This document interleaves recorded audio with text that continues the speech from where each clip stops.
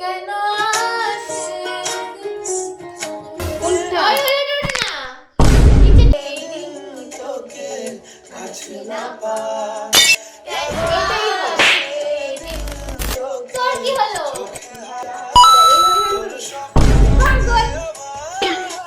মেয়েদের নাই ডলে গেছে কালকের Let's go.